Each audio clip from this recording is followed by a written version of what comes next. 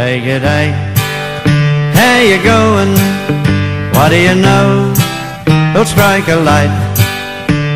Good day, and how you going? Just say good day, and you'll be right. Now we come to the portion of the service before we do our Bible study that we address some end times news and trends that are happening as it relates to Bible prophecy, and a couple interesting items that are developing. And as we mentioned, this peace deal that is going to be taking place in Israel, and the Trump administration is really pushing and drafting this agreement, if you will. So this is high on their agenda, but there's going to be certain setbacks because the Palestinians want to take more land. They want Jerusalem as their capital, and I think it's just going to be a battle, and this is going to be the continued battle that they've always had over a deal. Because the Palestinians want to take more authority. They don't even want to recognize Israel as a nation or as a state. So there's this constant conflict.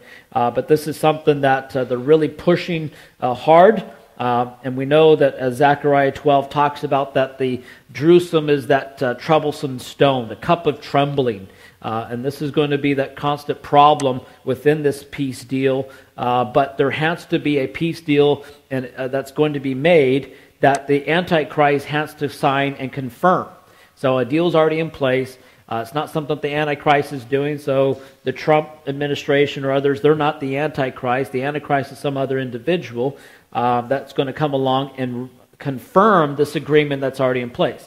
This deal right now is the main thing that's on the table. No other administration or government is trying to push this agenda. So this is something that we're on the cusp of the end times. We're on the cusp before the tribulation happens. So it's exciting times for us, but we do know that this is going to be a major push in these last days. Hezbollah, reportedly on high alert, primarily due to Israeli threats.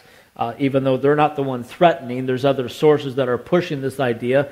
Israel's not planning on attacking Lebanon or Hezbollah. Hezbollah, as we know, has been arming up by the help of Iran. Iran has been giving them all kinds of weapons and missiles. And right now there's another report that talked about Hezbollah doesn't want more missiles in Lebanon. They want to keep it in Syria because they have a place there. So because they don't have any more room to put all these missiles. They have some 150,000, almost 200,000 missiles ready to launch into Israel. So this is that constant threat. And again, as we know, that Psalm 83, that would be one of those potential coming in from the north of Israel that could be happening, and there's other Arab countries that would be coming in another way. So whether that's going to happen before Ezekiel 38 or it's all going to be part of the deal. So there's a lot of scenarios that could have happened. There's some that even already believe that Psalm 83 has already happened. So there's all kinds of different beliefs. Either way, we're going to be seeing more of this action taking place. Also, kind of in speaking of ISIS and that region, a recent report that said that ISIS has lost 95% of its caliphate. So again, 3 years ago, as they're moving forward, conquering and taking oil fields and developing this whole mass movement and trying to really push for this caliphate, they've lost 95% of what they're trying to do through the coalition forces and stopping them out. But in the place of that, we're seeing Iran taking more military bases and moving into Iran, and also Russia. And that's all strategic because this is all part of Ezekiel 38. These development, they're all going to come in through Syria. Syria is going to be the front door into that. But it's just interesting to see the losing of that much ground or that push, that momentum. And but there's still tension there, still turmoil in that region. The terrorist attacks will continue. This is their belief. This is their ideology. It's part of Islam. Islam is not a peaceful religion in spite of what people want to claim. The goal of Islam is still world domination by the sword of Allah. And so that is something that will always be around. And so I believe that's going to be part of the one world religion.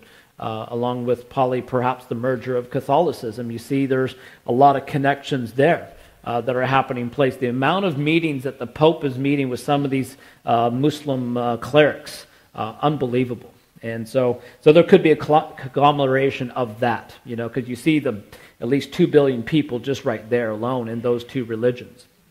So, and then another big development, we'll close with this. Again, there's many more things we could bring up, but for time's sake, we'll just keep it brief. Saudi Arabia king is going to step down this week and handed the crown over to his 32-year-old son. So interesting development and change of direction there in Saudi Arabia. So he's announcing next week, if all goes well, this will take place. His 32-year-old son, Prince Mohammed bin Salman, for this power grab, which began earlier this month with the arrest of more than 40 princesses and government ministers and a corruption probe.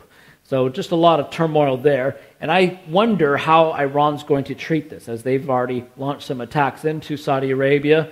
When you got this transition of government and leaders, are they going to be tested? Is there going to be another agenda push?